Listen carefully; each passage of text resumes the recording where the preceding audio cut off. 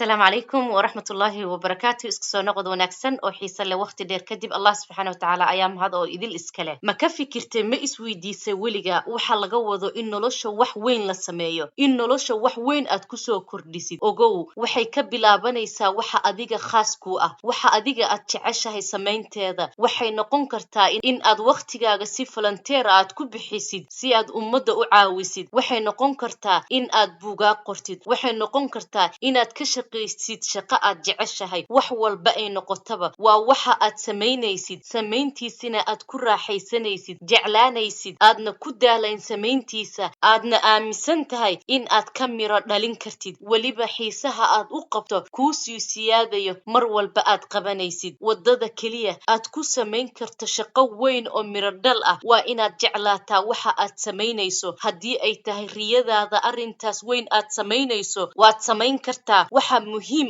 ah inaad samaysid wax micno leh oo ku anfacaya adduuniya aakhiraba raad wanaagsanna kaa reebaya adduunkana wax kugu soo kordhinaya ha ka baqin inaad lahaatid riyooyin waaweyn ha u ogolaanin qofna inuu kugu yiraahdo ma samayn kartid waxaas haddii aad riyo leedahay haddii aad doonaysid inaad wax xaqiijiso wax walba oo dhaca samee ha u ogolaanin wadada aad u marayso inay wax kaa hor istaagaan dhaqaaq oo samee rabbina tala saaro waa inaad u diyaar garowdid inaad si adag u shaqaysid inaad dadaashid ma jiraan wax qiimo leh oo ku yimaado si fudud haddii aad rabto in aad wax weyn xaqiijiso waxa khasab kugu ah inaad u istaagtid shaqadeeda laakiin ogow dadaalkaas aad gelinaysid wuxuu noqon doonaa mid u qalma dhamaadka hawsha markaad hadafkaaga iyo ujeedkaaga nolosha aad gaartid ama aad u socotid oo u jihaysan tahay wadadii kuu sii dhoweyn lahayd gaaristiisa ayaad dareemaysaa qiimaha iyo juhdiga aad maanta bixinaysid ha isdhiibin waxa imaan doonta waqtiyo aad rabto inaad isdhiibto laakiin ha isdhiibin horay u sii wad dadaalkaaga naftaadana ku riix inay adkaysato ogowna inna nafsa la amaaratun bisuu naftu marna kuuma saamaxayso kuuma siinayso kuguma saacidayso waxa adduuniya aakhiraba kugu jirto wanaaga naftu mar walba waxay ku amraysaa inaad daalan tahay inaad samayn karin inaadan haysan waqti ku habboon ogow nolosha marna heli maysid waqti ku habboon waqtiga ku habboon oo aad samayn kartid wax weyn aad xaqiijin kartid waxa aad rabtid waa saacadan xaadirka ee taagan waa joogtadaadan maantay sow ka faa'iidayso iyada